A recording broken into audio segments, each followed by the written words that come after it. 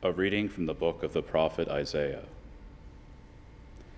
This is what Isaiah, son of Amos, saw concerning Judah and Jerusalem. In days to come, the mountain of the Lord's house shall be established as the highest mountain and raised above the hills. All nations shall stream toward it. Many people shall come and say, "Come, let us climb the Lord's mountain, to the house of the God of Jacob, that he may instruct us in his ways, and we may walk in his paths. For from Zion shall go forth instruction, and the word of the Lord from Jerusalem. He shall judge between the nations, and impose terms on many peoples. They shall beat their swords into plowshares, and their spears into pruning hooks. One nation shall not raise the sword against another, nor shall they train for war again. O house of Jacob, come, let us walk in the light of the Lord." Verbum Domini.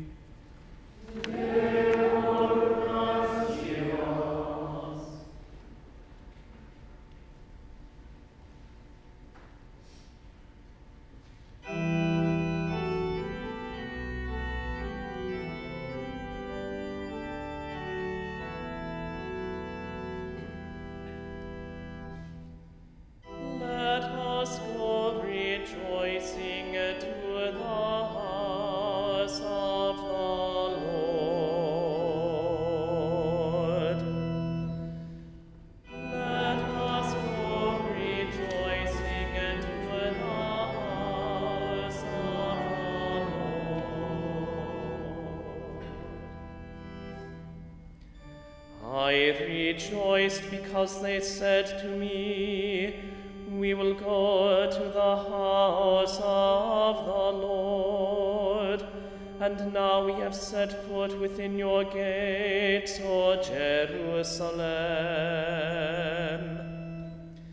Let us go rejoicing to the house of the Lord.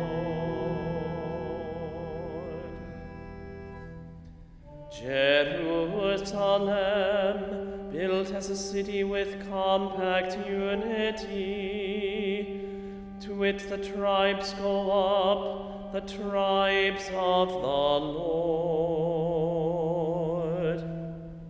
Let us go rejoicing to the house of the Lord.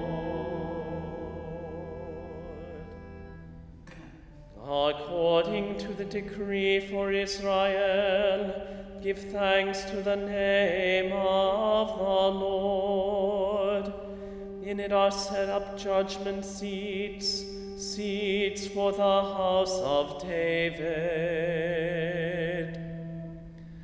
Let us go rejoicing to the house of the Lord. Pray for the peace of Jerusalem. May those who love you prosper. May peace be within your walls, prosperity in your buildings. Let us go rejoicing to the house of the Lord. Because of my brothers and friends, I will say, peace be within you. Because of the house of the Lord our God, I will pray for your good.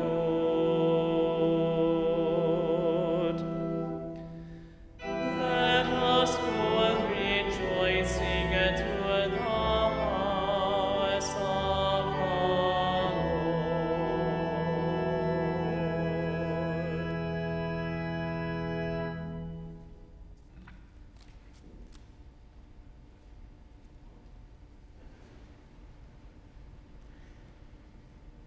A reading from the letter of St. Paul to the Romans.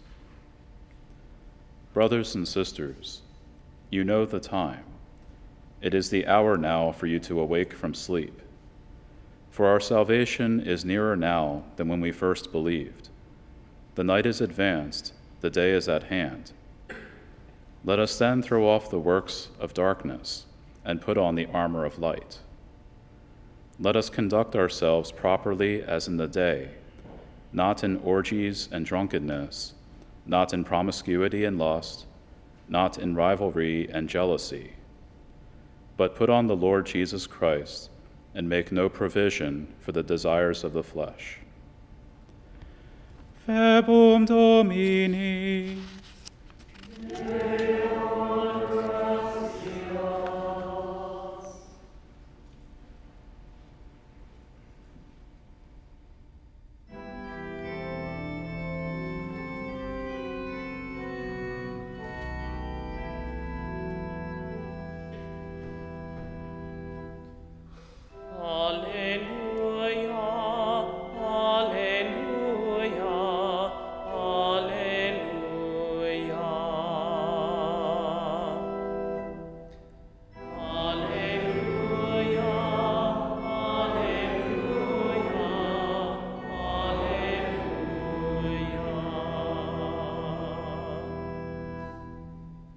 Show us, Lord, your love, and grant us your salvation.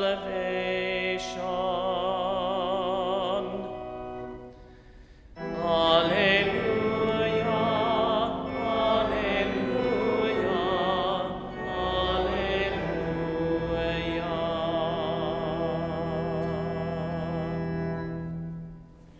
Dominus vobiscum.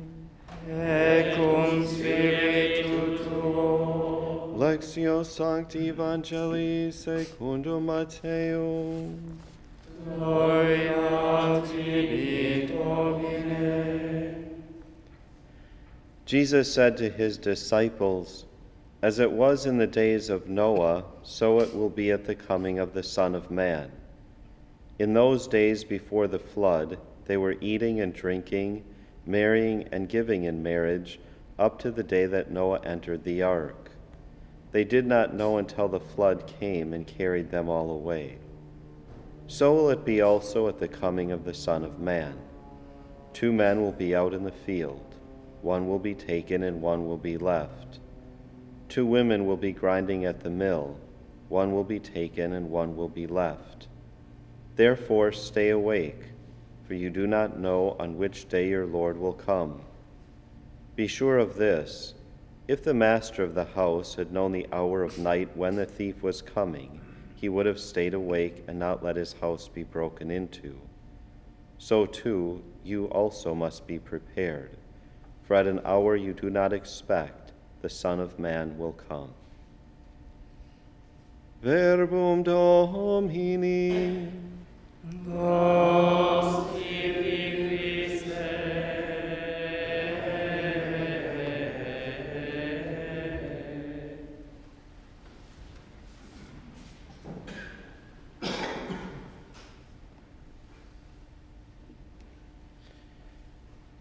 We could call the prophet Isaiah the Church's particular voice for Advent, as he sums up the kingdom in appealing images of universal and lasting peace. I would challenge you to listen to the scripture readings, especially throughout this first week of Advent, where we hear Isaiah hearkening back to a certain degree, or taking the heart of man back to a memory of what life was like before the fall. There was a perfect order. Man lived in union with God, and all of creation was in harmony.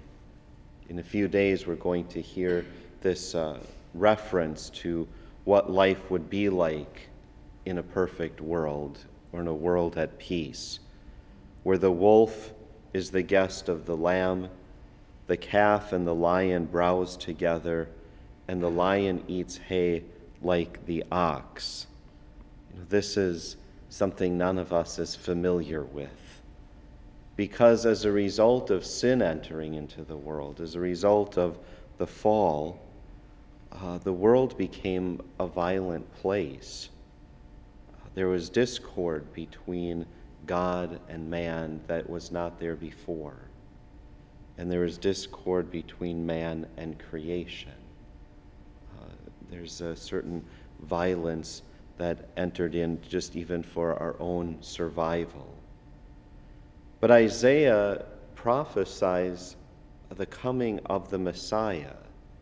He speaks of this one who's going to reconcile man to God, this one who's going to restore all of creation to what God had in mind for it from the beginning, and even better, setting things back in balance, you might say. We feel this in our own hearts, that when we are reconciled with God, when we confess our sins, there is a unity or an integrity that's restored within us. We feel a peace in our hearts because we are at one with God again. We're not at war with him, but we're united with him. And all of the world looks very different. But what we wrestle with so often is the effect of original sin. In our baptism, that sin is wiped away, but the Lord allows us to wrestle with this effect of sin, which is a tendency towards sin. And when we strive to overcome really kind of the warped nature that comes from sin, it's like taking, I tell people often, it's like taking a steel girder. If you imagine these huge steel beams holding up bridges throughout the world, and that's twisted. And then by God's grace and his assistance, this is put back into shape and to do what it's supposed to do. You know, this is what happens in our hearts, especially during a season like Advent, that there is this conformity to God. We want to live. We experience in ourselves what it means to have that union restored with him, but we don't like this tendency that we have towards sin. And we want to root that out, that we respond less and less towards that tendency to go down, but that instead, like our Blessed Mother, we always are responding yes, that whatever the Lord prompts, whatever he asks, we never even think of the word no. If you think of Our Lady, no in response to God never ever crossed her lips.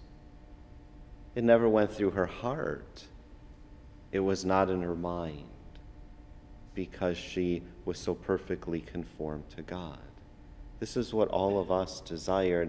It's like taking that steel girder in us, and it's like,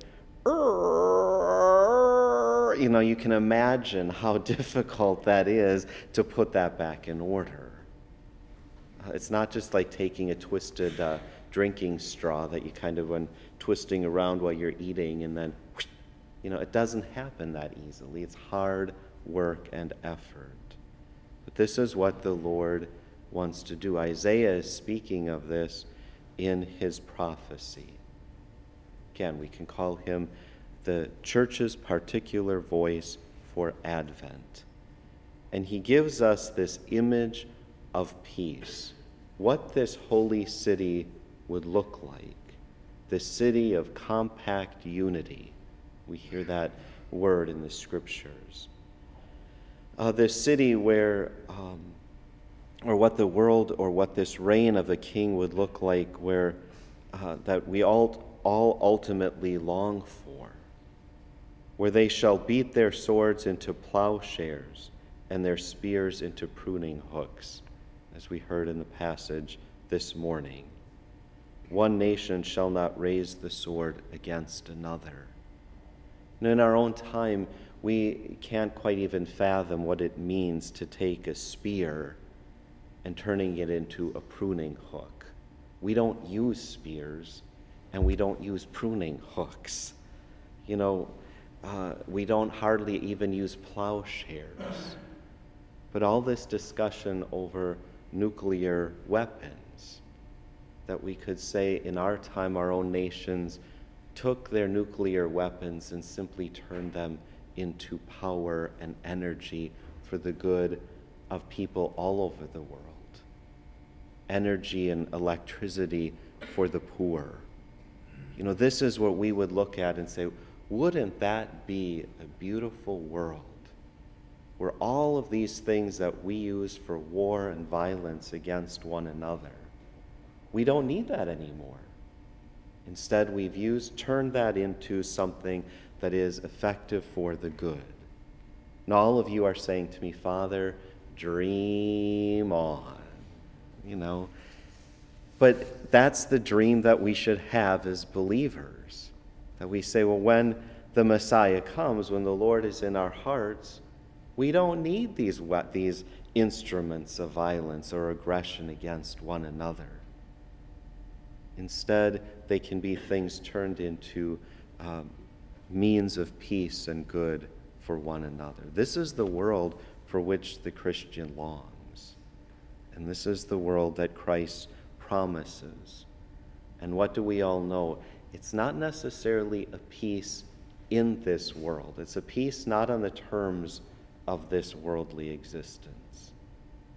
But it's a peace that reigns in our hearts, and it's a peace of the world to come. But as we long for and seek after that world to come, we are to make every effort to make that world, that peace, that order effective in our life today. It's not to be foreign to us as believers. So even in our own lives during the season of Advent, you know, we might not possess nuclear weapons of our own, but we all have some swords that we pull out, you know, with our families or something happens, and we immediately are, whoosh, you know, ready to wield this and back our enemy off.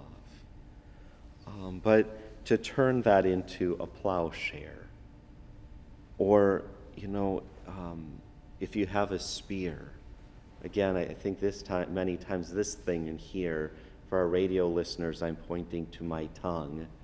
It's like a spear. You said what? You know, we throw it out and, you know, our enemies immediately stab to the heart. But what does Isaiah speak of? Turn that into a pruning hook.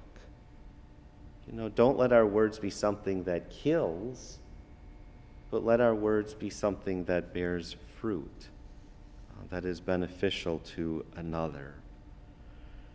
And so St. Paul then picks up, or we have the church taking the words of St. Paul, picking up that same theme of what a life of order and a life of peace looks like. And St. Paul is in essence saying to us that this peace that you long for will only be wishful thinking unless you heed this command that St. Paul gives. You need to cast off the deeds of darkness and clothe yourself with light, or put on the armor of light. Unless there's any confusion, he says what the deeds of darkness are. He helps us examine our consciences, and he speaks of carousing and drunkenness, sexual excess, lust, quarreling, jealousy. And he says you need to cast these things off, cast off sin, and live in grace. And then we move into this gospel passage where Jesus tells us to stay awake, be alert. And he warns us that the coming of the Son of Man will be like what happened in the time of Noah. And in the time of Noah, what happened? In that flood, there was an annihilation of evil in the world and of the perpetrators of evil. When the floodwaters came, it was a baptism of the whole earth, and everything was made new again. We beckon this or call to mind this action of God in the flood when we bless the water of the font for baptism. That the Lord used water at the time of Noah to purify the earth and to make everything new. And what did he do? He gave peace, the sign of the dove, that Noah knew the flood was over. We were reconciled with God. And so this is what Jesus is saying. This is what's going to happen. He's the new Noah. He's the fulfillment of Noah. That he is going to wipe out evil He's going to purge the world of evil and sin, and in his judgment, he will also wipe out all evildoers. So guess where you want to be? You don't want to be hanging around outside the ark, eating and drinking up until the day of the flood, but you want to be watchful to say, I need to walk up the gangplank and get on the ark. I need to be inside the church. I need to be safe in this ark of Christ, so that when the floodwaters come, I might get a little bit seasick and the waters might rock me a little bit. The animals might smell, but I'm safe.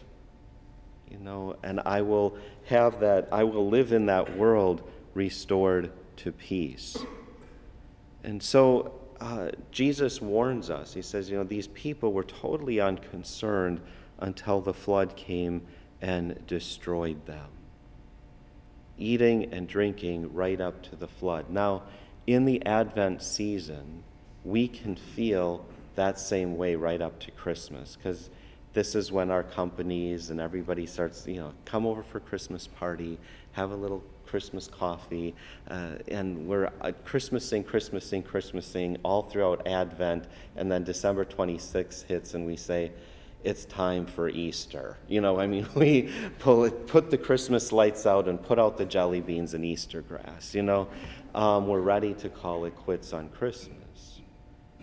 But really be very careful that we're not eating and drinking right up to the moment of Christmas, that we forget what this season is about. Advent, although it is not a penitential season in the nature of Lent, it is still a special season of sobriety. I would say, things can't be or should not be the same as they were yesterday. This is why the church gives us this holy season, so we can hear the words of Jesus where he says, "Now stay awake." So we shake off this lethargy that we are living in. And isn't that what happens as we live through our life? That we start getting kind of lethargic as Christians, just kind of go through the motions. And all of a sudden, we get this season of Advent, and it's a time for us to maybe shake this kind of monotony off of us and to try to stay awake and try to be alert. If you've ever stayed up late at night for one thing or another, you know what that feels like. Kind of toasty warm there and sitting on the couch or the recliner, and the worries of the day are over.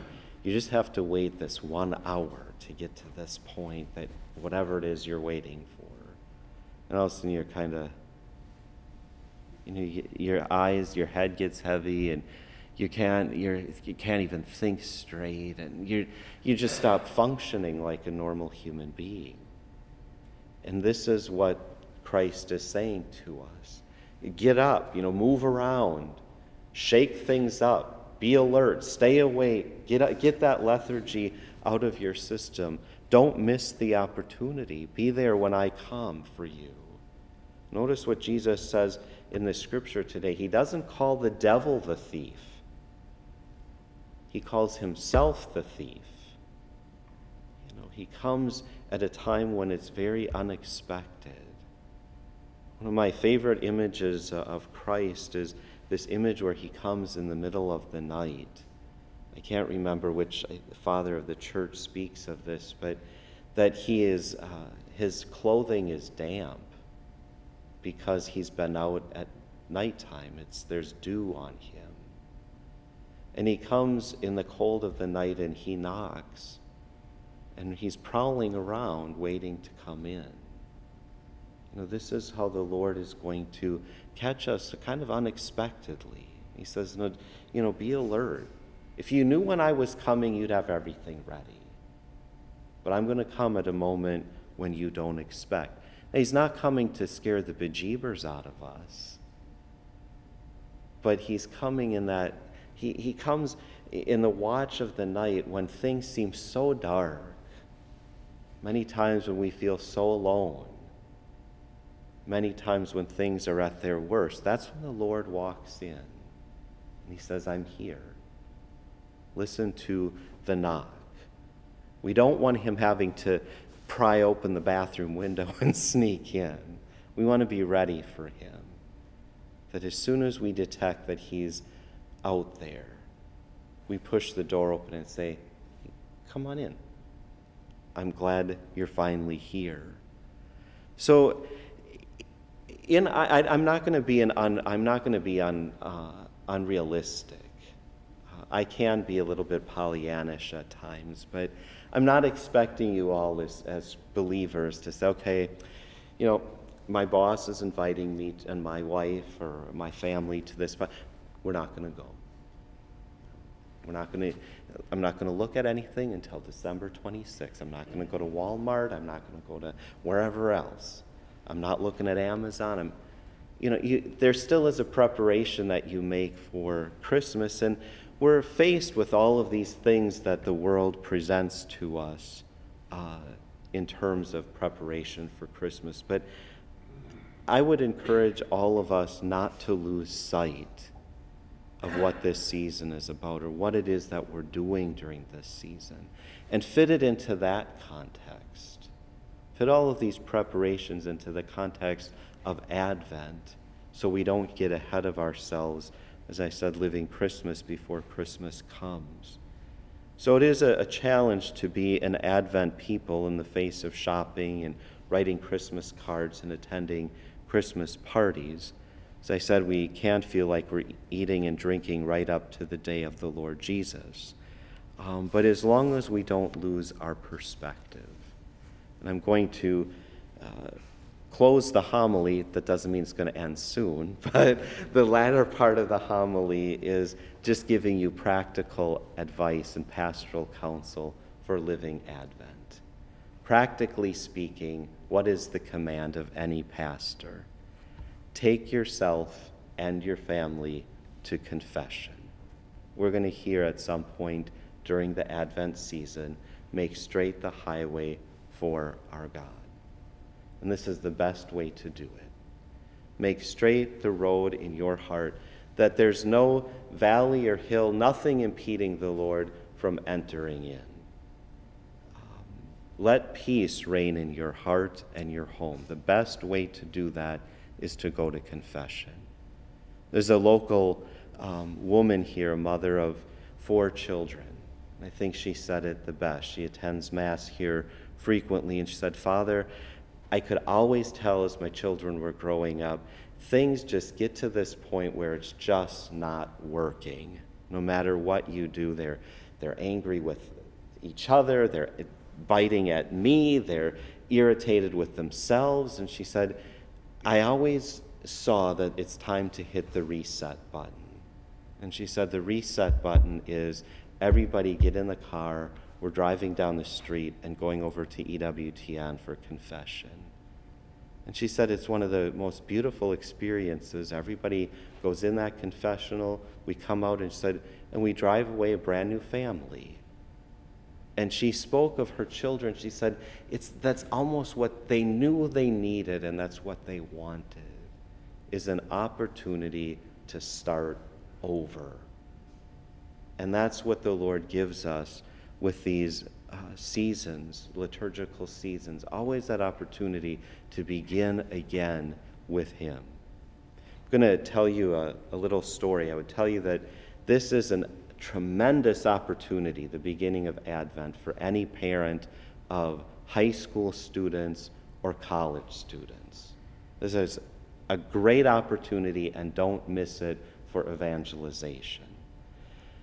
When I was in high school, I worked at McDonald's. Many times you wonder why I smile, because they forced it out of you. No matter how you felt, you had to smile. Would you like fries with that?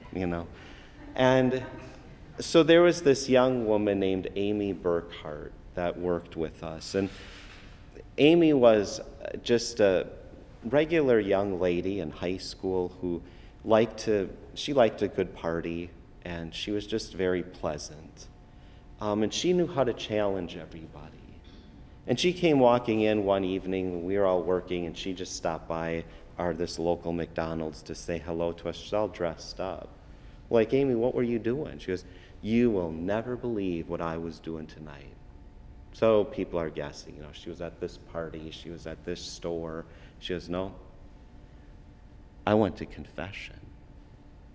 Now, I was already contemplating the idea of the priesthood, and I'm sitting there putting lettuce on Big Macs like, what? She just said, huh? In the middle of McDonald's? I went to confession. This is not to the public. This is to all of us fellow employees. And she knew who was Catholic. She looked at me and she said, I feel great. When are you going to confession? She went around to all of these young people and said, have you gone to confession? Yes. I always remember her. I was shocked. I thought, only Amy could get by with this, telling all of us that we had better go to confession and telling us how great she felt. There's a young man there who is a manager for all of us, and we knew that he was cohabitating, he was living with his girlfriend. I didn't know he was Catholic. I don't know how she knew he was Catholic. But she walked right up to the desk and said, you know what? What you're doing ain't right. You better get to confession. And she had this big smile on her face. She said, you'll feel better than anything. That's evangelization. And that's what I would say to any parent, or especially a parent of high school students or college students. Get on Facebook, get on email, send a text, and say to your young teenager or young adult, hey, I just went to confession and I feel awesome. When are you going? Just give them that invitation. Be sure to stop by and go to confession on your way home. Make straight the way of the Lord within. The other challenge I would give is that we often give at the beginning of these seasons is go to Mass or make a visit. Even if it's just one extra day during the week, that I carve out time somewhere in my schedule to attend an extra Mass. Because what we want to do is see in the Eucharist this reality of the Word made flesh. When we come to Mass, this is what we long for. As we hear the Scriptures, as we hear the homily, our hearts are being prepared that there's an expectation for what will happen at the altar. That we see there this transformation and this coming of the Lord. Isn't that the most intense moment at every liturgy, that those elements of bread and wine are changed into the body, blood, soul, and divinity of Jesus Christ? But that we look at, if we can't attend Mass, that we stop and spend time in adoration. We look upon the sacred host and we say, Lord, I long to see here, and I believe with all my heart. I have the same faith that the disciples had in gazing upon you in the flesh. They knew you by faith. You look like a man, but they knew by faith that you were God. And I look at this mystery of the Eucharist, and by my human eyes, this looks like bread.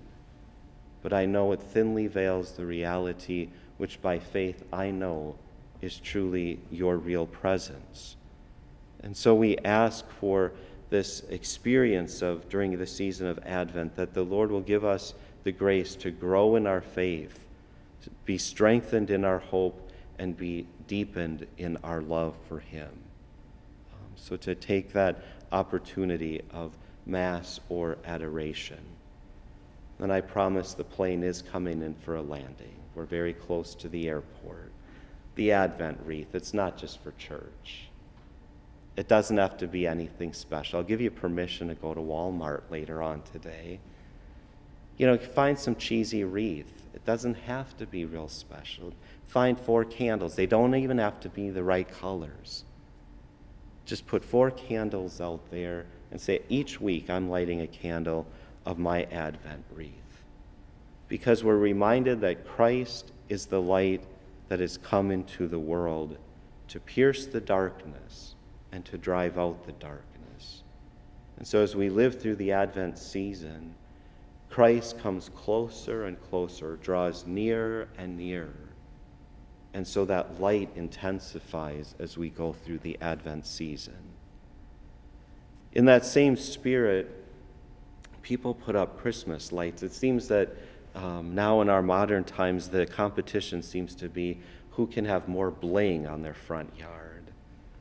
But really, aren't we all edified? We're not so edified by the humongous snowman out there, kind of the blow-up snowman rocking back and forth. What do we all really think is beautiful? You drive past a home and you see these candles in the window. Or you see the edges of the house with the Christmas lights. And you say, isn't that beautiful? In the middle of all this darkness, the world looks so different because of these Christmas lights. Take the opportunity, drive a different way home.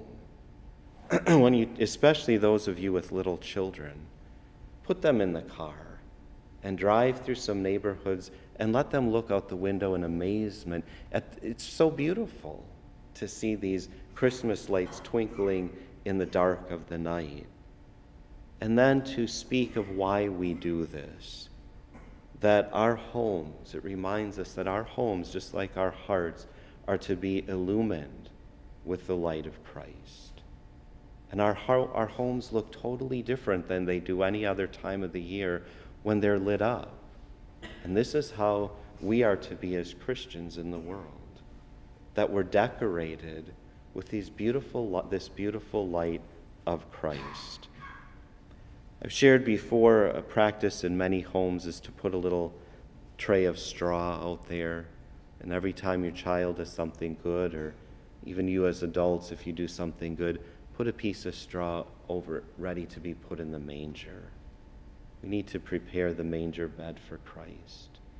If you're trying to, some men many times are battling with overcoming swearing.